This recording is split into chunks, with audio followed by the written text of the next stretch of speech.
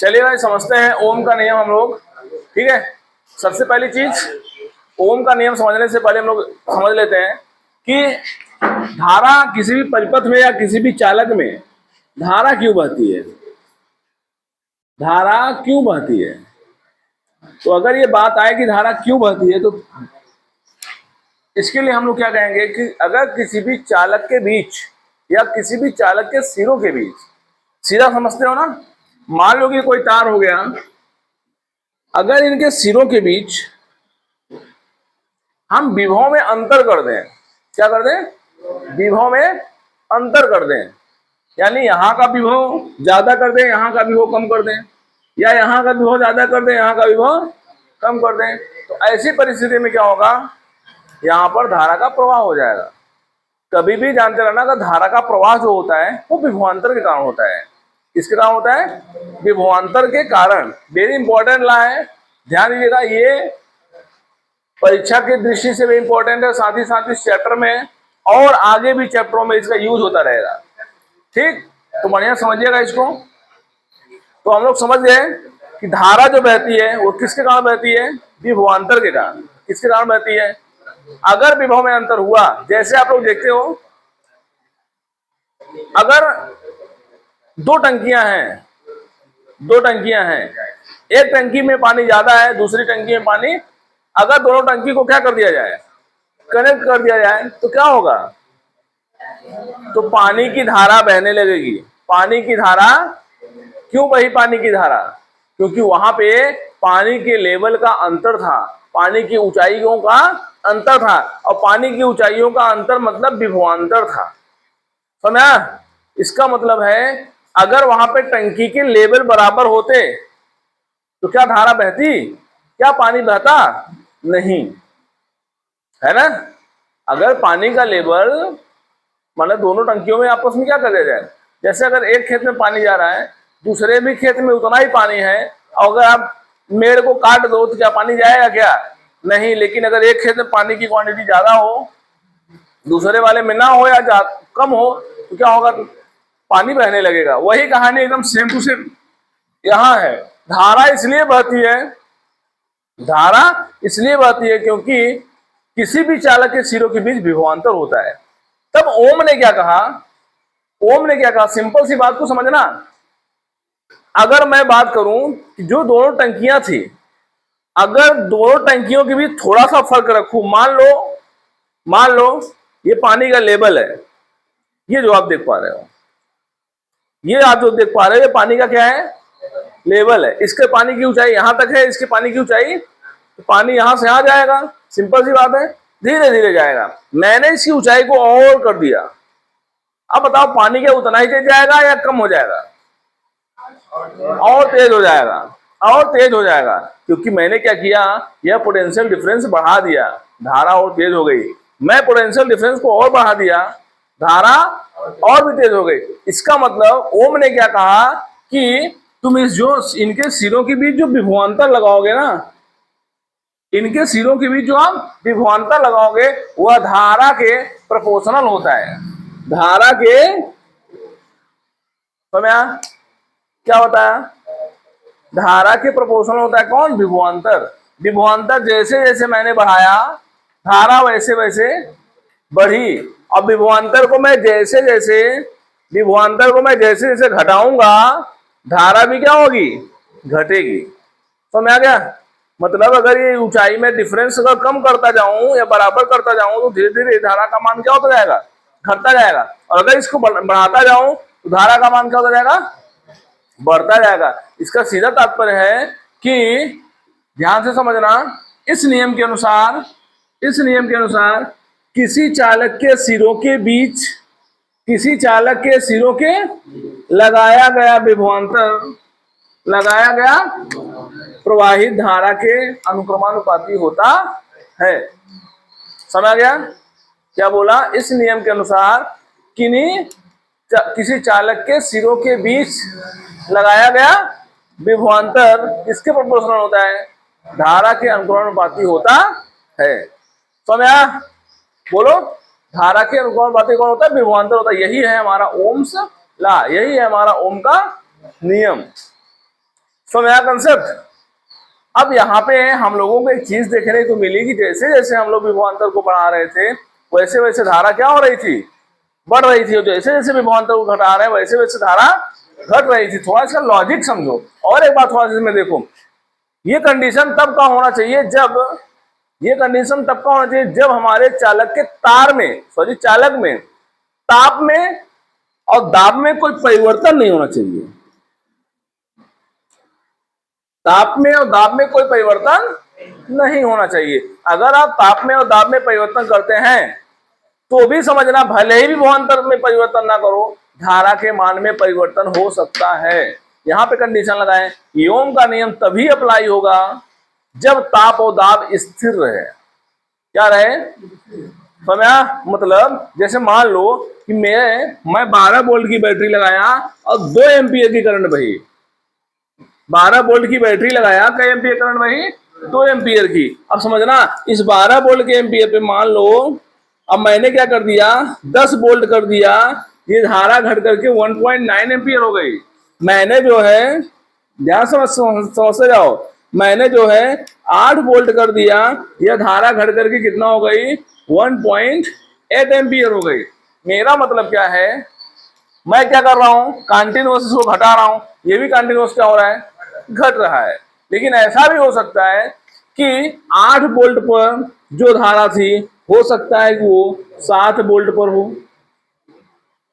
इस दौरान क्या हुआ होगा पता है, यहां पे ओम के नियम का पालन नहीं हुआ है।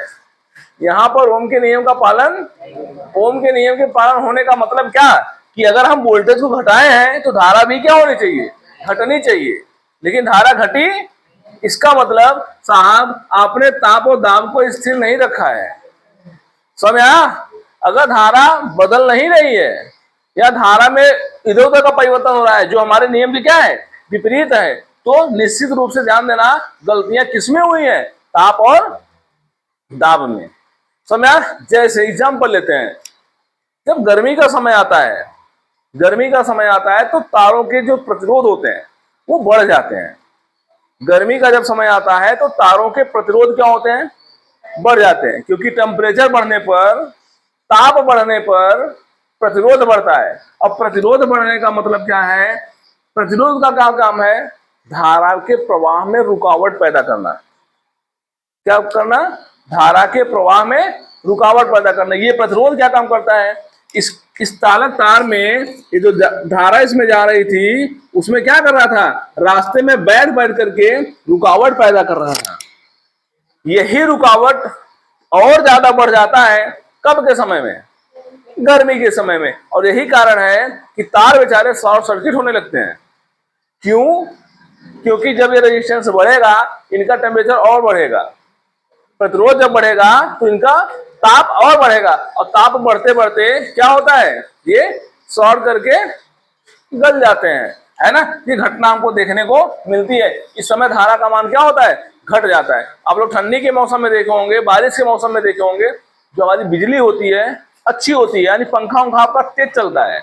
कभी कल्पना करना, जाकर के घर पे चेक करना, ठंडी के मौसम में या जब बारिश अच्छी हो जाए तब जो करंट आई है, चूंकि उस समय सभी तार वगैरह क्या हो चुके होंगे, कूल हो चुके होंगे, उस समय देखना कहीं ना कहीं आपका जो पंखा है वो थोड़ी स्पीड क्या हुई होगी, बढ़ गई होगी। और जब अत्यधिक धूप हो जाता है, लाइटें वाले काट देते हैं, कहीं बंद कर लाइट वाले क्यों काट देते हैं, क्योंकि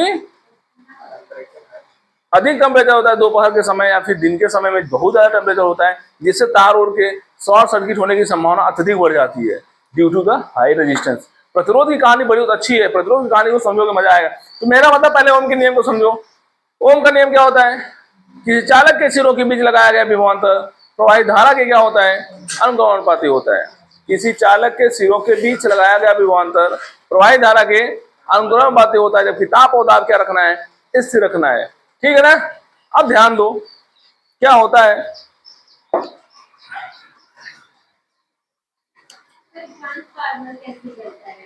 कैसे चलता है, गर्मी से, वो भी हीटिंग से ही चलता है, या ओवरलोड अगर आप कर देते हैं तो भी हीट हो जाता है। दो चीजें हैं, या तो गर्मी इतनी पड़ रही ज्यादा हीटिंग हो जाता है, या फिर आप ओवरलोडिंग कर दिए हैं तो भी ज्यादा। जैसे विशेष एरिया पर अगर सप्लाई दिया गया है तो लोग ठीक है, उस हिसाब से जरूरत थी, मान लो कि जितने भी एम्पियर की लगा दिया गया ट्रांसफार्मर। अब पता है, मान लो कि हमको जो है 63 किलो वोल्ट की जरूरत थी, 63 केवी की जरूरत थी। अब हम 63 केवी का ट्रांसफार्मर लगा दिए। अब घर वाले क्या करने लगे सब, अच्छा उस समय क्या था, 63 केवी में से हमको जो है 40 केवी की आवश्यकता हो रही थी। हम लोग लगाए कितने के थे, चलो अच्छा है भैया एक्स्ट्रा लगाए थे। अब क्या करने लगे, 6 महीने बीता, सुना यार, 6 महीने बीता, गांव में मान लो 10 शादियां हो गई। क्या हो गई, 10 शादी हो गई है ना। तो 10 शादी होगी तो 10 इंडक्शन मिल गया, नहीं मिलेगा। 10 कूलर मिल गया, नहीं मिलेगा। 10 फ्रिज मिल गया, मिलेगा नहीं मिलेगा। ये बढ़ता जा रहा है। और पता है ये सभी के सभी लोग तुरंत चलाना शुरू करेंगे इसको। वॉशिंग मशीन भी मिल जाता है। ये कंफर्मेशन है। अब ये जो 63 केबी था वो बढ़ करके खटाखट लोड चलता जा रहा है। साथ ही साथ हर चीज का यूज ही बढ़ जाएगा, है ना। अब क्या करने लगते हैं लोग, कूलर चलाने लगे, एसी चलाने लगे। अब वो तो जानना है, चलो भाई हम 40 केबी लगाए बहुत काम करेगा, लेकिन क्या करते जा रहा है, खड़ा खड़ा हर दिन लोड क्या करते जा रहे हैं, बढ़ाते जा रहे हैं। पता 1 महीना बीता नहीं, ट्रांसफार्मर उड़ गया। तो स्थिति यही होती है, ओवरलोडिंग दे देते हैं लोग, है ना। अच्छा कभी कभी क्या करते हैं, साथ में सब लोग काम करना शुरू करते हैं। सब लोग साथ में काम करना शुरू कर देते हैं। सब काम करने का मतलब क्या, सब लोग इंडक्शन साथ में जाना। सिंपल सी बात है, सभी लोग सोचते हैं कि 7 बजे से खाना बनाना शुरू करो, 9 बजे तक बना खा करके सो जाओ। पूरा गांव का रूल है। और लड़की वाला क्या करता है, इसी समय काट देता है, तो ना। तो जान रहा है कि इस समय इंडक्शन सब लोग यूज करेंगे, उस समय खटाक से काट देगा। आप क्या करोगे, आपकी मजबूरी है, या तो आप जाओ बाहर बनाओ, या तो आप गैस से बनाओ, आप जो भी व्यवस्था आपके पास अदर है लाइट के अलावा काम करो। लो तुम्हारे इंडक्शन एसी कूलर सब बंद। समय आ रहा ना, ये सब चीजें वो वही चीजें, जैसे ट्रांसफार्मर वगैरह वहां भी लगे हैं पावर हाउस पे, वो भी क्या होता है धीरे धीरे गर्म होता है लोडिंग के कारण, जिससे क्या होता है उसको बीच बीच में थोड़ा सा काटना ही पड़ेगा। नहीं काटेगा तो नुकसान बहुत बड़ा हो जाएगा। अगर नहीं काटेगा, हीटिंग से क्या होता है, जैसे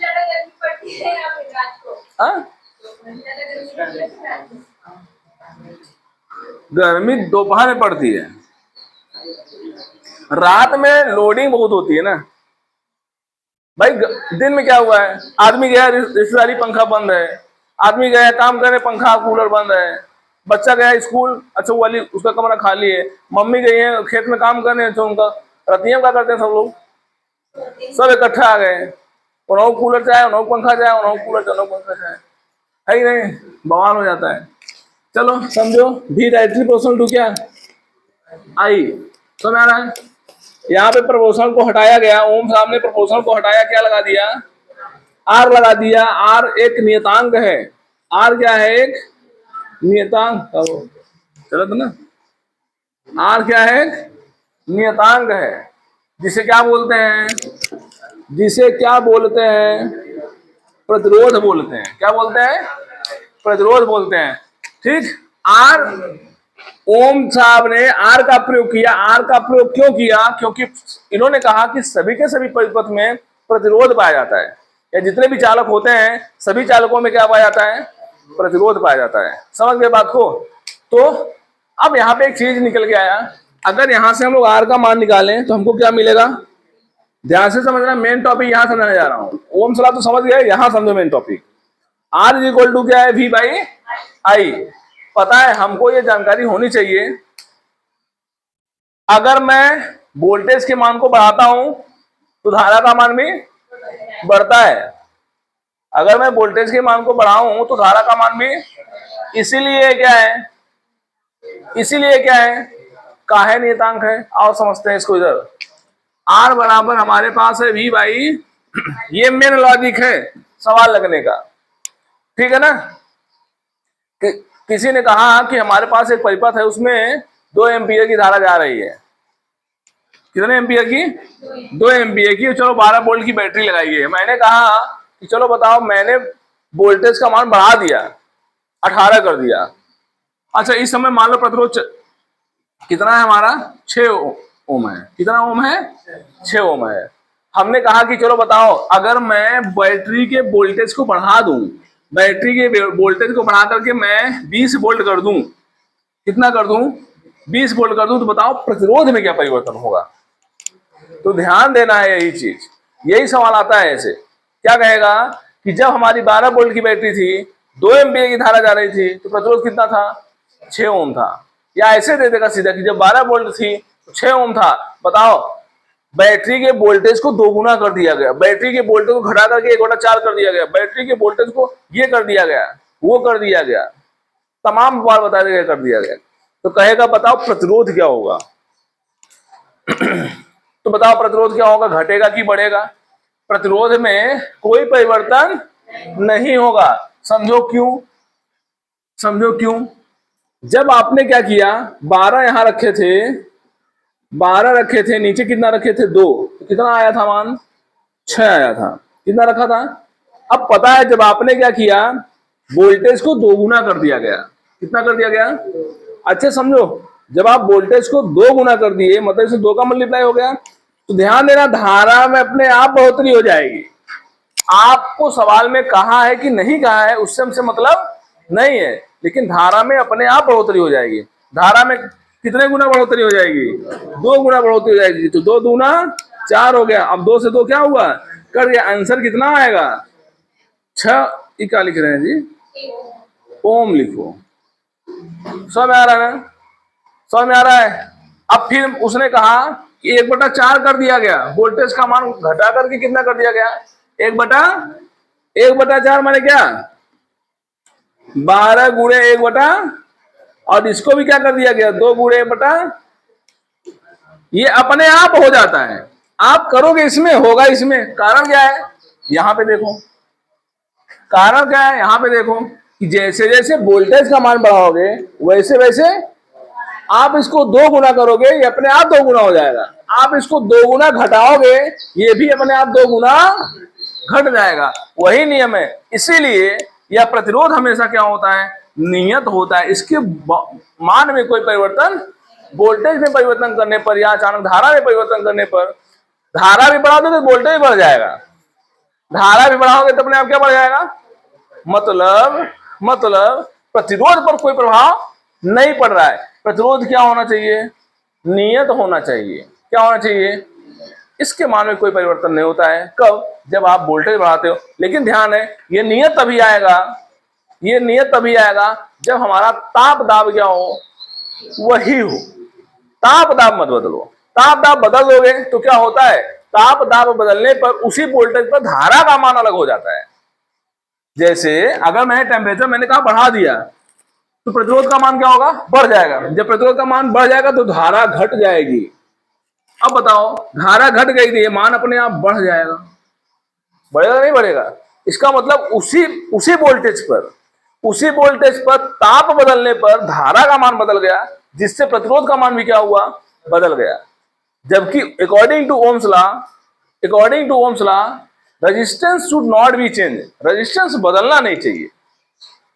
समझा। और रेजिस्टेंस तभी बदलता है जब आप क्या करते हो, टेम्परेचर को घटाते हो बढ़ाते हो। समझ में आया कहानी। लेकिन हम लोग according to Ohm's law resistance should be constant. Have you clear, बोलो भाई, समझ में आया सबको। ओम का नियम याद ही नहीं करना है, बल्कि इस फंक्शन को समझना भी है। ये फंक्शन क्या है हमारा, कि वोल्टेज को बढ़ाने पर प्रतिरोध में कोई परिवर्तन, क्योंकि वोल्टेज को बढ़ाने पर धारा में भी उतना बढ़ोतरी हो जाएगी, वोल्टेज को घटाने पर धारा में भी उतनी घटोतरी हो जाएगी। समझा, ये लॉजिक है। समझा जाने ये, ठीक है। तो चलो लिखते हैं, इसमें लिखेगा इस नियम के अनुसार, ओम्स लॉ हेडिंग करिएगा, उसमें लिखिएगा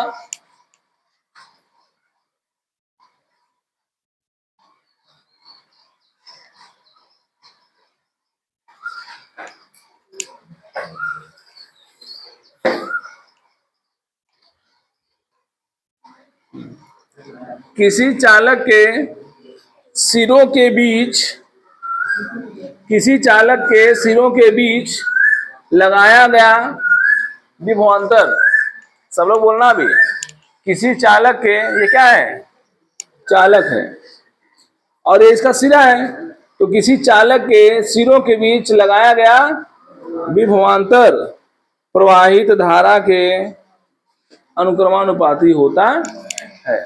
या ये कब के लिए फॉलो होगा, जबकि ताप और उसकी भौतिक अवस्था में कोई परिवर्तन, भौतिक अवस्था का मतलब क्या, भौतिक अवस्था का मतलब क्या, कि जो तार है वही होना चाहिए, या तार पतला न हो जाए, गल न जाए, या कुछ उसके साथ घटना न घटी हो, है ना, वो चीज उसकी भौतिक अवस्था में कोई परिवर्तन नहीं होना चाहिए। ये चालक हो गया, है ना। चालक में जब हमने विभवांतर लगाया सिरों के बीच, क्या प्रवाहित हुआ, धारा। तो सब लोग बोलोगे इस नियम के अनुसार किसी चालक के सिरों के बीच लगाया गया विभवांतर प्रवाहित धारा के क्या होता है, अनुक्रमानुपाती होता है। पक्का हो गया। अब ना बताओ क्या होता है ओम का नियम।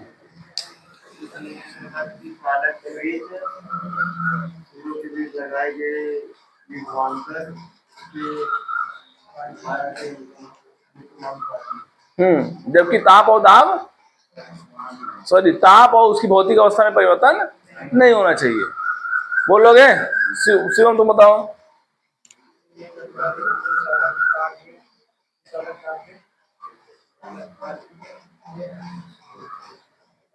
तुम रटते काहे हो जी, रटने के लिए हम कह रहे हैं क्या, रटो नहीं, इस फिगर को समझो। इस नियम के अनुसार, इस नियम के किसी चालक के सिरों के, ये सिरा है ना यार, तो किसी, इस नियम के अनुसार किसी चालक के सिरों के बीच लगाया गया विभवांतर प्रवाहित धारा के क्या होता है, अनुक्रमानुपाती होता है। बता लोगे अब, ध्यान से बताओ।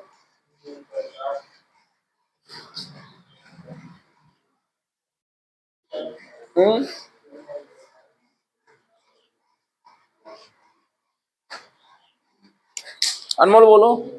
किसी चालक के सिरों के बीच लगाया गया विभवांतर क्या सवाल कह रहा है कि हमारे पास एक चालक है, क्या है, एक चालक है, इसके सिरों के बीच कितना बोल्ट लगाया जाता है, 6 बोल्ट लगाया जाता है। ध्यान से समझो, जब 6 बोल्ट लगाया जाता है तो धारा कितनी बहती है, 2 एम्पियर बहती है। ये बात पता है यहाँ से, और यहाँ से हम प्रतिरोध निकाल सकते हैं चालक का, चालक का प्रतिरोध यहाँ से निकाल सकते हो। तो बताओ आर बराबर क्या होगा, V अपान आई होगा। तो V कितना है, 6, आई कितना है, कितना आ गया, 3 ओम। प्रतिरोध का मात्रा क्या होगा, अभी लिखवाते हैं, ओम। समझ गए। ये तो कहानी है प्रतिरोध की। हमको प्रतिरोध का पता चला कब, कब का प्रतिरोध, जब वोल्टेज में कोई परिवर्तन नहीं किया गया था। पहले कंडीशन में कि जब इतना वोल्टेज लगाया गया था, जब धारा इतनी बही थी, उस समय का प्रतिरोध कितना था, 3 ओम था। अब मैंने क्या किया, वोल्टेज को बदल करके क्या कर दिया, 2 गुना कर दिया। अब आप बताओ, जब आप वोल्टेज को बदलोगे कितने गुना कर दोगे, वोल्टेज को बदल करके कितना गुना कर दोगे, 2 गुना। तो बताओ धारा कितनी हो जाएगी, वोल्टेज को 2 गुना करने पर, वोल्टेज को क्या करोगे, 2 गुना करने पर धारा कितनी हो जाएगी। 2 चीज पूछा है, धारा पूछा है, प्रतिरोध पूछा है। तो बताओ जब मैंने वोल्टेज को बदल करके कितना कर दिया, 2 गुना, तो बताओ धारा कितनी हो जाएगी। अरे कबाड़ी लोग, V directly proportional to I। जब वोल्टेज 6 था तो धारा कितनी थी, 2 थी। जब वोल्टेज 6 था तो धारा कितनी थी, जब वोल्टेज को बढ़ा करके 2 गुना कर दिया गया, कितना गुना, 2 गुना माने कितना हो गया, ये 12 हो गया। तो ये भी तो 2 गुना हो जाएगा, और 2 गुना माने कितना हो जाएगा, 4 एम्पियर हो जाएगा। इसका मतलब है कि वोल्टेज को 2 गुना करने पर धारा क्या हो जाएगी, धारा भी 2 गुना हो जाएगी, 2 गुना हो जाएगी। समझ में आया। अब बताओ प्रतिरोध क्या होगा, बोलो। आपने क्या किया, प्रतिरोध को निकाल सकते हो यहां से। कितना हो गया था, ये 12 हो गया था, कितना हो गया था, 12 अपान ये कितना हो गया था, 4 तिहाई। प्रतिरोध के मान में कोई परिवर्तन नहीं हुआ, और यही होना भी चाहिए कि प्रतिरोध नहीं बदलना चाहिए। इसका मतलब है जो नई वाली धारा होगी वो 2 गुनी हो जाएगी, मतलब 4 एम्पियर हो जाएगी। 2 गुनी माने आई का मान, जो आई डैश का मान होगा, या जो दोबारा वाली धारा होगी उसका मान कितना होगा, 4 एम्पियर, क्योंकि धारा 2 गुना हो जाएगी। और प्रतिरोध में कोई परिवर्तन नहीं होगा। पता है उस अनेक प्रतिरोध को में कोई परिवर्तन ना होने के लिए ही वो अपने आप में परिवर्तन किया है। समझा? वोल्टेज मैंने बढ़ाया, वोल्टेज मैंने बढ़ाया, इसने धारा में परिवर्तन इसलिए कर लिया जिससे इसमें परिवर्तन ना होने पाए। अगर ये न बदले तो बताओ ये बदल नहीं जाएगा। और नियमतः प्रतिरोध नहीं बदलना चाहिए। पता है प्रतिरोध किस पर निर्भर करता है? उनके गुण पर निर्भर करता है। प्रतिरोध किस पर निर्भर करता है? पदार्थ के गुण पर। जो उसका जो पदार्थ है उसका गुण कैसा है। जैसे मान लो कि आप जो चालक लिए थे चालक ही बदल दिए, आप कॉपर की जगह एल्यूमिनियम लगा दिए, तो क्या होगा, ये वेरिएबल हो जाएगा। लेकिन अगर चालक वही है, चालक वही है, तो प्रतिरोध में कभी कोई परिवर्तन नहीं होता है। समझा? बस डिफरेंस रखना है कि ताप में कोई परिवर्तन नहीं होना चाहिए, धातु नहीं बदलनी चाहिए, उसके गुण नहीं बदलने चाहिए, ये सब प्रॉपर्टी नहीं बदलनी चाहिए। बाकी वोल्टेज घटाने बढ़ाने से, धारा घटाने बढ़ाने से प्रतिरोध में कोई परिवर्तन नहीं होगा। समझ आया कि नहीं? भाई मैं चांदी हूं, मेरा एक अच्छा कंडक्टिविटी है, मैं एक अच्छा चालक हूं। ध्यान दो बात को, मैं चांदी हूं और मैं एक अच्छा चालक हूं, the best conductor of electricity. अब ऐसा नहीं है कि आप इसके वोल्टेज को घटा दोगे, इसकी कंडक्टिविटी खराब हो जाएगी। आप धारा को बढ़ाओ घटाओ, वोल्टेज को घटाओ बढ़ाओ, ये नहीं बदलने वाला। क्योंकि मैं चांदी हूं, मेरे अंदर जितनी धारा बहती है, समझ रहे ना, वो धारा को मैं बहाऊंगा। समझ में आया कि नहीं? इसलिए इसके प्रतिरोध में कोई परिवर्तन। तो चालकों के प्रतिरोध किस पर निर्भर करते हैं? अभी प्रतिरोध भी आगे हम लोग पढ़ेंगे तो उसमें आपको बताया जाएगा प्रतिरोध किसके किससे बदलता है। तो हाँ आपको मैं बताऊंगा कि पदार्थ नहीं बदलना चाहिए, पदार्थ के गुणों पर निर्भर करता है, क्योंकि कॉपर का अलग होता है, लोहा का अलग होता है, नाइक्रोम का अलग होता है ना। ऐसे ही प्रतिरोध किस पर निर्भर करते हैं? क्षेत्रफल पर निर्भर करता है, तार की लंबाई पर निर्भर करता है, तार की विस्तार पर निर्भर करता है। विस्तार माने लंबाई बढ़ाने घटाने पर। ठीक, ये सब चीजें होती हैं। तो ध्यान दो भाई, प्रतिरोध दिमाग में सेट कर लो, वोल्टेज बढ़ाने पर नहीं बदलने वाला, धारा बढ़ाने पर नहीं बदलने वाला। तो आ रहा ना? ठीक है, इसको आप लोग लिख लीजिए।